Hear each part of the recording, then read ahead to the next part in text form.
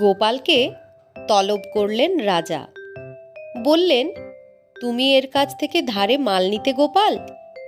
গোপাল বলল, নিতাম মহারাজ। রাজা বললেন, তাহলে এর প্রাপ্য একে দিয়ে দাও। কিন্তু প্রাপ্য টাকা নিয়ে গোল বাঁধল। মুদি দাবি করছে 27 টাকা 12 আনা, কিন্তু গোপালের হিসেব মতো পাওনা দাঁড়ায় 25 টাকা। গোপাল মুদির খাতাটা ভালো করে দেখে ফাঁকিটা ধরে ফেলল। বলল, মহারাজ দেখুন কি জোচ্চুরি, আমি যেদিনই অড়হরের ডাল নিয়েছি সেদিনই ঘি লিখে রেখেছে। মুদি বলল, হুজুর, ঘি ছাড়া কি অড়হর ডাল কেউ খায়? মহারাজ নিজেও ঘি ছাড়া অড়হর ডাল খেতেন না। অতএব তিনি মুদির কথাই সত্য বলে ধরে নিলেন এবং মুদিকে গোপালের মাসোহারা থেকে টাকাটা কেটে দিয়ে দিলেন। গোপাল রাজসভা থেকে বেরিয়ে মুদিকে বলল, কাজটা তুই ভালো করলি না। মুদি হ্যাঁ হ্যাঁ করে হাসল। বছর 2 কেটে গেল। সেবার চাষে ধান কম হলো। গোপাল মুদিকে বলল, আমার টাকার খুব প্রয়োজন, আমার সব ধান বিক্রি করে দেব। কিনবে তুমি? নগদ দিলে কম দামেই দিয়ে দেব। ধানের গাদা উঠোনেই ছিল। ঝকঝকে সোনার মতো ধান দেখে খুবই লোভ হলো মুদির। সে টাকা দিয়ে সব ধান কিনে নিল। কিন্তু বস্তা বোঝাই করতে গিয়ে মুদি অবাক। উপরে সামান্য ধান, ভেতরে শুধুই চিটে। মুদি বলল, এটা কি হলো গোপাল বাবু? গোপাল বলল, কেন হে? ঘি ছাড়া যেমন অড়হর ডাল বিক্রি হয় না, তেমনি চিটে ছাড়া কি ধান কেনা যায়? কিল খেয়ে কিল হজম করল মুদি। বলল, আমি না হয় রাগের মাথায় 2 টাকা 12 আনা ঠকিয়েছিলাম, আপনি যে আমার 5-7 টাকা ঠকিয়ে নিলেন। গোপাল বলল, ওটুকু সুদ বাবা, ওই 3.25 টাকার 2 বছরের সুদ আসল। দোকানি বুঝল গোপালকে ঘাঁটানো তার অন্যায় হয়েছিল। পরবর্তীকালে গোপাল কৃষ্ণচন্দ্রের সভায় প্রতিপত্তিশালী মানুষ হয়ে উঠলে তার এ রোগ চলে যায়। নানা জন তখন দায় দৈবে নানা কাজে তার কাছে আসতে থাকে। তাদের অভ্যর্থনা ও সমস্যা সমাধান প্রসঙ্গেও গোপালের বিচিত্র বুদ্ধির পরিচয় পাওয়া যায়। ওদের গ্রামের দীনবন্ধু যাত্রা দলে হনুমান সাজত। সেবার মুখ চোখ কালো করে ফিরে এলো গ্রামে। গোপাল শুধালো, কি হয়েছে রে? দীনবন্ধু বলল, অধিকারী বলেছে আমাকে আর রাখবে না, আমার লাফে আর জোর নেই, লোকে নাকি আমার পাটে খুশি হয় না। গোপাল বলল, বটে, এরপর যেখানে তোদের যাত্রা হবে আমায় বলবি তো, আমি দেখতে যাব। গোপাল নামী লোক, সে দেখতে যাবে শুনে অধিকারী নিজে যোগাযোগ করে নিয়ে গেল। বসাবার ব্যবস্থা করল নিজের পাশে। অভিনয় শুরু হবার আগে দীনবন্ধুকে কি যেন শিখিয়ে দিল গোপাল। সেদিন তার লাফে ঝাঁপে মঞ্চ কেঁপে উঠল। দর্শকের সে কি উল্লাস! অধিকারী খুশি খুশি চোখে তাকিয়ে আছে তার দিকে। হঠাৎ একবার লাফ দিয়ে সে পড়ল অধিকারীর ঘাড়ে। অধিকারী বাবারে মারে বলে চেঁচিয়ে উঠল। ছাড় ছাড় ছাড়! অধিকারীর করুণ আর্তনাদ। দীনবন্ধু বলল, কি গো, লাফে আমার জোর আছে? অধিকারী বলল, নেই বলে কোন শালা? গোপাল বলল, দেখো অধিকারী, আমার সামনে এক আসর লোকের সামনে স্বীকার করলে দিনুর লাফে জোর আছে, এরপর যদি ওর চাকরি যায়। অধিকারী বলল, আপনাকে কথা দিলাম, এবার ওকে নামতে বলুন। গোপাল ইঙ্গিত করতেই সত্যি হনুমানের মতো এক লাফ দিল দিনু। কে রোখে সেদিন তাকে? একবার তার গাঁয়ের এক ভদ্রলোক তার ছেলের জন্য পাত্রী ঠিক করে দিতে বলল গোপালকে। গোপাল বলল, আপনার ছেলে যে কানা, জেনে শুনে তাকে কার ঘাড়ে চাপায়? ভদ্রলোক হাত জড়িয়ে ধরলেন গোপালের। গোপাল বলল, আচ্ছা, দেখি কি করা যায়। সত্যি সত্যি সে পাত্রের জন্যে এক অতি সুন্দরী কন্যা সংগ্রহ করে দিল গোপাল। বিয়ে হয়ে গেল। পাত্রের বাবা খুব খুশি। এসে গোপালকে বললেন, কনেপক্ষ জানতেই পারেনি যে পাত্র কানা। গোপাল বলল, আপনারাও কি জানতে পেরেছেন যে কনে খোঁড়া? হাঁ হয়ে গেল পাত্রের বাবার মুখ। বলো কি, পাত্রী খোঁড়া? গোপাল বলল, নইলে মানাবে কেন দাদা? আর যজ্ঞে যজ্ঞ না মেলালে আমারই যে দুর্নাম, তা কি আমি করতে দিতে পারি? প্রতিবেশী গোড়া বৈষ্ণব নিতাইচরণ বাবু কি করে খোঁজ পেলেন যে পরদিন গোপাল যাবে আড়ংঘাটা। অতএব তিনি এসে চেপে ধরলেন, বাবা, একটু ঘুরে দলুয়া বাড়ি থেকে আমার নাচ জামাইয়ের সংবাদটা এনে দেবে? ব্যাপারটা এমন কিছু নয়।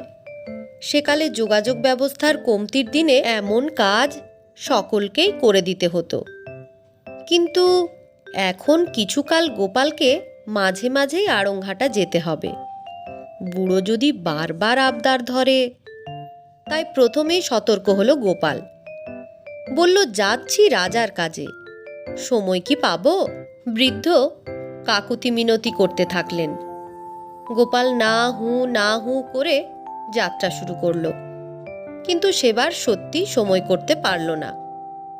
পরের বারে আবার বৃদ্ধ কাতরভাবে অনুনয় করলেন। গোপাল বিব্রত হলো, বিরক্ত। সে বেড়াতে গেলে একদিন ঘুরে আসা কঠিন নয়, কিন্তু রাজকার্যে সর্বদা সঙ্গে অন্য লোক রয়েছে। সেখানে তারা যদি দেখে অন্য কাজে গোপাল সময় নষ্ট করছে, তবে সরকারে সে সংবাদ দাখিল হবে। রাজা চটে যাবেন। গোপাল চেষ্টা করেও সুযোগ করতে পারল না। ফিরে আসতেই বৃদ্ধ ছুটে এলো। সংবাদ এনেছো গোপাল? বিগলিত হাস্যে গোপাল বলল, সংবাদ এনেছি বই কি। আপনি এত করে বললেন, একটু কষ্ট হলেও আনতে হলো। বড় ভালো নাচ জামাই আপনার। খুশি মুখে বৃদ্ধ বলল, হবে না? কত বড় বংশ, দেখতে হবে তো। গোপাল বলল, আজ্ঞে, সে তো বটেই। অত বড় বংশ বলেই তো সামান্যের ওপর দিয়ে গেছে। ও সামান্য ইয়েটিয়ে খায়। ইয়েটিয়ে? সে কি হে, কি খায়? বিস্ময়ে বললেন বৃদ্ধ। এমন কিছু নয়, সামান্য পেঁয়াজ। পেঁয়াজ? কি বলছো তুমি? বৈষ্ণব বংশে পেঁয়াজ? আহা, সে কি আর রোজ খায়?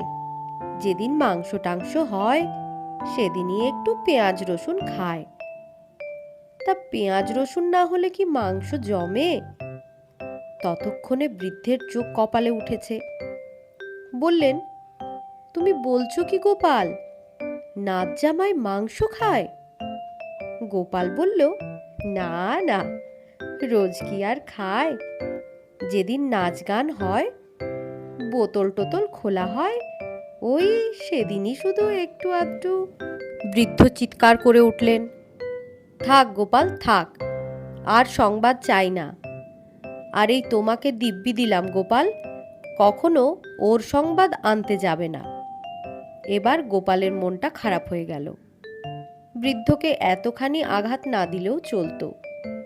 সেদিন ভোরবেলা কে একজন এসে ডাকাডাকি শুরু করলো, গোপাল বাবু, ও গোপাল বাবু। কোনো উত্তর দিল না গোপাল। লোকটা এবার চেঁচাতে থাকলো, ও মোড়ল মশাই, মোড়ল মশাই। গোপাল তাও উত্তর দিল না। ও স্ত্রী এসে বলল, লোকটা চেঁচাচ্ছে, উত্তর দিচ্ছ না কেন? গোপাল বলল, গিন্নি মোড়ল, মোড়ল বলে চেঁচাচ্ছে, চেঁচাক না। আমি যে মোড়ল মাতব্বর হয়েছি সে তো আর আমি বলে বেড়াতে পারি না। ওর চেঁচানিতে জানছে সবাই, জানুক না খানিকক্ষণ। খানিক পরে অধৈর্য হয়ে এক যুবক দরজা ঠেলে ঢুকে পড়ল। দেখল গোপাল দাওয়ায় বসে পা দোলাচ্ছে। দেখে ক্ষেপে গেল যুবক। বলল, এ কি, আপনি দাওয়ায় বসে পা দোলাচ্ছেন অথচ জবাব দিচ্ছেন না? গোপাল গম্ভীর চালে বলল, বসুন, তামাক খান।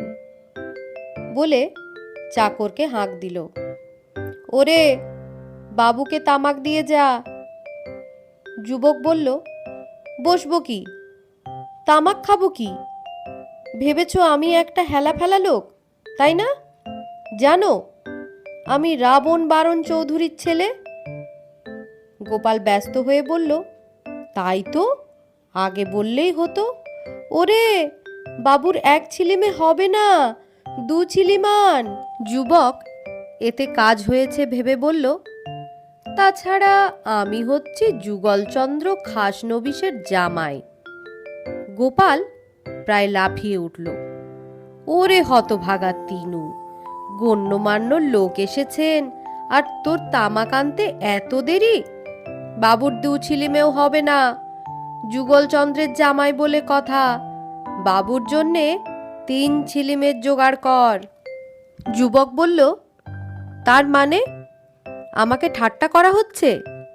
আমি কি মিথ্যে বলেছি? গোপাল এবার গম্ভীর হলো, বলল, মিথ্যে আপনি বলেননি, আপনার বংশ মর্যাদা স্বীকার করছি।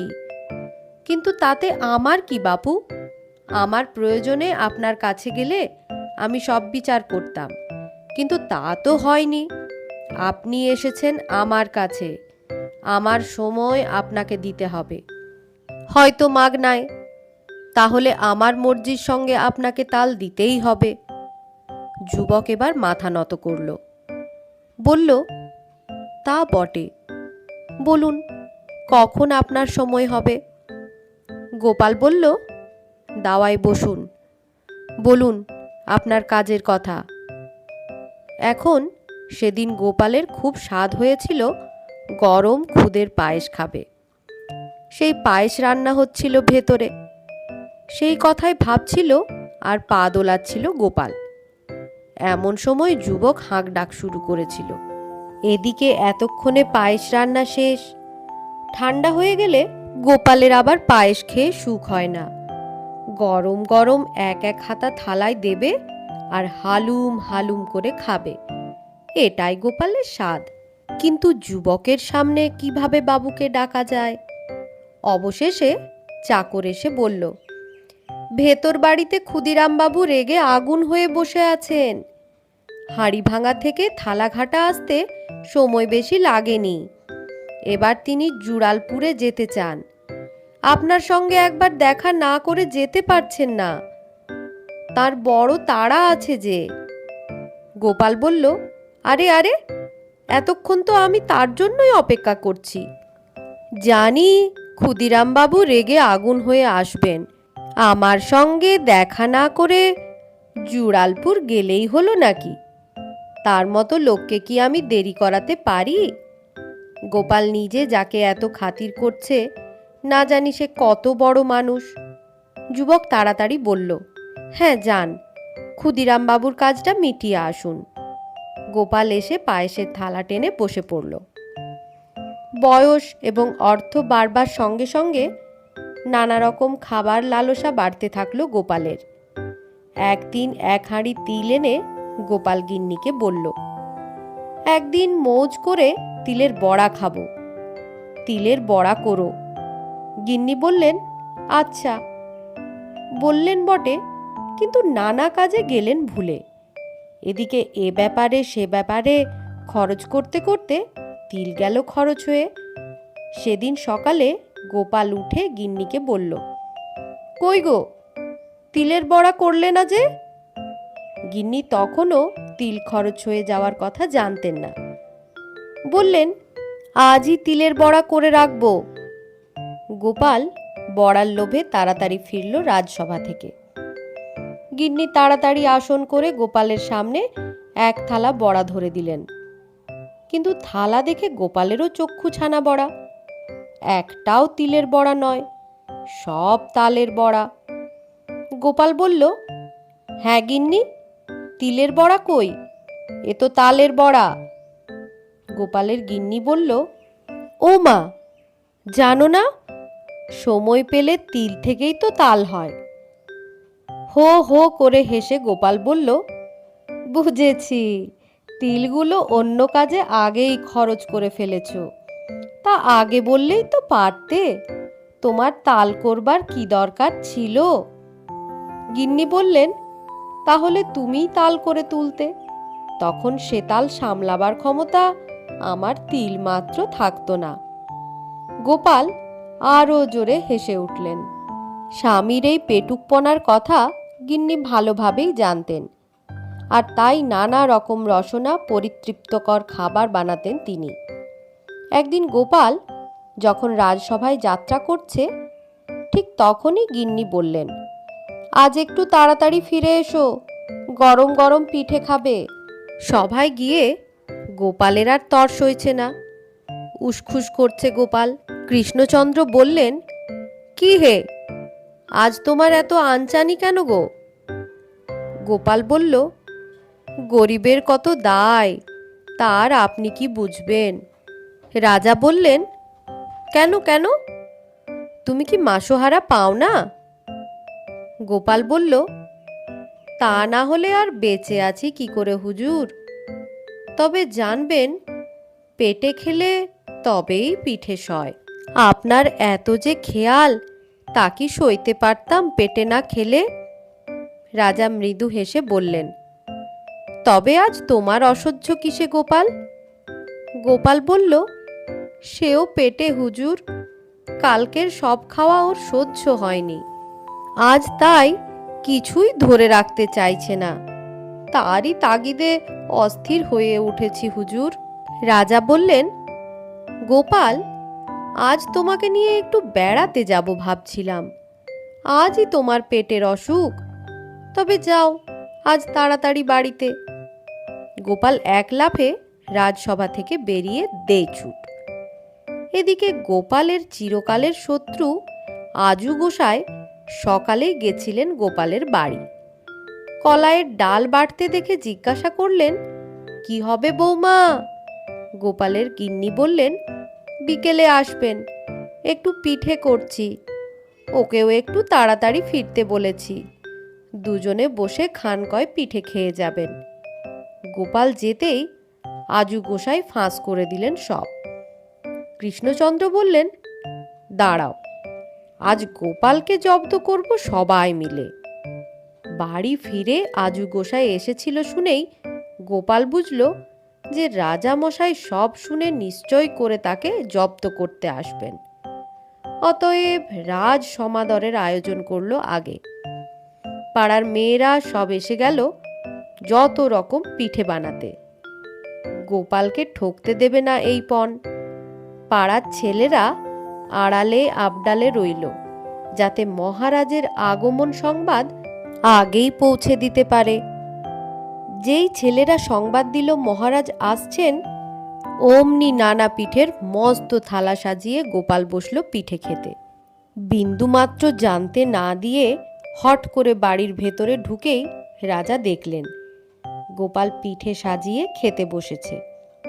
রাজা বললেন, গোপাল, এই না বললে তোমার পেটে ব্যথা, কিচ্ছু সহ্য হচ্ছে না, তাই আগে আগে চলে এলে, এখন যে দেখছি পিঠে খাচ্ছ, আমাকে তুমি মিথ্যে বললে। গোপাল বলল, মিথ্যে বলিনি তো হুজুর, আপনাকে তো আগেই বলেছি, আমার পিঠে খেলে পেটে সয়, রোগটা যাই হোক না হুজুর, পিঠে খেলেই সেরে যায়। গোপালের কথায় হো হো করে হেসে উঠলেন মহারাজ। বললেন, তোমার পিঠে খাবার পেটে ব্যথা গোপাল, আগে বললেই তো পারতে। গোপাল বলল, হুজুর, আমার পেট নিয়ে ঠাট্টা করুন সইব, কিন্তু পিঠে নিয়ে ঠাট্টা সইব না হুজুর। আর বিবেচনা করুন, পিঠের লোভ কেই বা সহ্য করতে পারে? আজুর কাছে যেই শুনেছেন আমার বাড়িতে পিঠে হবে, অমনি বিনা নেমন্তন্নে আপনিও ছুটে এসেছেন হুজুর। পিঠের গুণ, তাহলে আমায় দুষছেন কেন? রাজা বললেন, তাই তো হে গোপাল, এ কথাটা তো আগে ভাবিনি, আর তোমার বাড়ি এলে তার যে এমন অর্থ হয় তা তো ভাবিনি। তুমি তো আচ্ছা জব্দ করলে আমাকে। গোপাল বলল, বিন্দুমাত্র দুঃখ করবেন না হুজুর, আপনাকে জব্দ করায় আমার যদি কোনো অপরাধ হয়ে থাকে তবে আমার এই পিঠেগুলোকে জব্দ করে তার শোধ নিতে পারেন। মহারাজ তাকিয়ে দেখলেন অন্তত 100 জন মহিলা প্রত্যেকে এক থালা করে নতুন রকম পিঠে হাতে তাদের ঘিরে দাঁড়িয়ে রয়েছে। মহারাজ হাসতে হাসতে সেগুলি নিয়ে নিজে হাতে সকলকে বিলাতে থাকলেন। রাজায় প্রজায় সেই মুহূর্তে সেখানে এক মহোৎসব শুরু হয়ে গেল। নিজের সংসার যাত্রার মধ্যে মহারাজকে গোপাল এমনিভাবে টেনে এনেছে কয়েকবার। বিশেষ করে একবারের কথা বলা দরকার। তখনও গোপালের সাবেক মস্ত খড়ের চালা, মাটির মেঝে আর শালের খুঁটির বাড়ি। এই বাড়িতেই ছেলের বিয়ে হয়েছে, হয়েছে মেয়ের বিয়ে। কোনোদিন কারো কোঠা বাড়ির কথা মনে হয়নি, মনে হয়নি দোতলার কথা। সেদিন তাড়াতাড়ি যেতে গিয়ে পিছলে পড়ে গেল গোপাল। কে যেন মাটির দাওয়ায় জল ফেলেছিল, কাদা হয়েছিল, তাতেই ঘটে গেল অঘটন। মেজাজ তিরিক্ষে হয়ে উঠল গোপালের, তেড়ে উঠল গিন্নিকে। একটু সামলে কাজ করতে পারো না? গোপালের গিন্নির মেজাজও তিরিক্ষে হয়ে উঠল। দেখে চলতে পারো না? অন্ধ নাকি? গোপাল বলল, সে কি আজ বুঝলে? অন্ধ না হলে কেউ দেখে শুনে তোমার মতো মেয়েকে বউ করে ঘরে আনে? আরও চটে গেল গোপালের স্ত্রী। বলল, এখন তো তা বলবেই, থাক তো নিজের মুরদ। পাকা বাড়ি করতে তবে বুঝতাম তোমার ঝাঁঝ, অন্তরে বিষ নেই, কুলোপানা চক্কর। একেবারে ক্ষেপে গেল গোপাল। কি কি বললে? আমার বিষ নেই? বেশ, দেখাবো আমার কত মুরদ। 1 সপ্তাহের মধ্যে মহারাজকে দিয়ে আমি এখানে দোতলার পত্তন করব, তবে আমি গোপাল। হনহন করে বেরিয়ে গেল সে। 2 দিন গোপালকে খুব গম্ভীর দেখালো। তারপর আবার তার মুখ স্বাভাবিক হলো। সে তার ঘরামি সনাতনকে ডেকে এনে কি সব বুঝিয়ে দিল। দেখা গেল প্রিয় সনাতন গোপালের বাড়ির সামনে মস্ত বড় এক তোরণ তৈরি করেছে। তার পেছনে বাড়ির উঠোনের এক কোণে মস্ত উঁচুতে বাঁশের মাচার উপরে একটা সুন্দর সুদৃশ্য দোচালা ঘর। এবার গোপাল পুরুত ডেকে দিনক্ষণ দেখে বাড়িতে মস্ত উৎসবের আয়োজন করল। রাজ্যের প্রায় সমস্ত প্রধানকে নিমন্ত্রণ করল। তারপর মহারাজ কৃষ্ণচন্দ্রকে বলল, মহারাজ, আমার অনেক দিনের একটা স্বাদ একখানা দোতলা ঘর। অনেক কষ্টে তা করেছি, কাল তার গৃহপ্রবেশ। আমার বড় ইচ্ছা প্রথম দিনে আপনি প্রথম আমার সেই ঘরে পা দেবেন। রাজা কৃষ্ণচন্দ্র গোপালকে মনে মনে খুবই স্নেহ করেন, অতএব রাজি হয়ে গেলেন তিনি। বললেন, দরবারে যাদের নেমন্তন্ন করেছ তাদের সকলকে নিয়ে আমি সদলে যাব। গোপাল আভূমি নত হয়ে বলল, আমার ওপর মহারাজের অসীম অনুগ্রহ, আমি মহাভাগ্যবান। পরদিন ওই উঁচু মাচার বারান্দার মতো বেরিয়ে থাকা অংশে গোপাল পুরুত মশাইকে তুলে পুজোর আয়োজন করল। এমন সময় রাজা পরিষদ সহ এলেন। আসুন আসুন করে আগ বাড়িয়ে মহারাজকে নিয়ে এলো গোপাল। মহারাজ বললেন, কই হে গোপাল, তোমার দোতলা কোথায়? গোপাল বলল, হুজুর, গরিব মানুষ আমি কি আর আপনাদের মতো ইটের তৈরি পাকা কোঠা তুলতে পারি? কিন্তু গোপালের অসাধ্য কাজ নেই। ওই দেখুন মহারাজ, কেমন দোতলা বানিয়েছি। যেমন রোদ তেমন ফুরফুরে বাতাস, আর ওখান থেকে চারিদিক যা সুন্দর দেখা যায় না মহারাজ। চলুন, দেখবেন চলুন। বলে লকপকে মইটার দিকে এগুতে থাকে গোপাল। বলে, আসুন মহারাজ। হো হো করে হেসে ওঠেন মহারাজ। বলেন, সত্যি তোমার অসাধ্য কাজ নেই গোপাল। কেমন আমার কানে মলা দিয়ে বুঝিয়ে দিলে যে আমি প্রাসাদে থেকে আমার সভাসদদের কাঁচা বাড়িতে রাখা আমার অন্যায় হয়েছে। মন্ত্রীমশাই, মন্ত্রীকে ডাক দিলেন কৃষ্ণচন্দ্র। আগে মহারাজ, বলে সামনে এসে দাঁড়ালেন মন্ত্রীমশাই। মহারাজ বললেন, সভাসদদের মধ্যে আর কার কাঁচা বাড়ি আছে? মন্ত্রীমশাই একটু ভেবে বললেন, গোপাল ছাড়া সকলেরই কোঠা বাড়ি আছে মহারাজ। তবে কাল থেকেই আপনি গোপালের জন্য কোঠা বাড়ি তৈরির আয়োজন করবেন। মন্ত্রীমশাই বললেন, তাই হবে মহারাজ। 2 মাসের মধ্যে পাকা বাড়ি উঠল। গোপাল স্ত্রীকে বলল, দেখো পাগলি, দেখো গোপাল ইচ্ছে করলে কি না করতে পারে।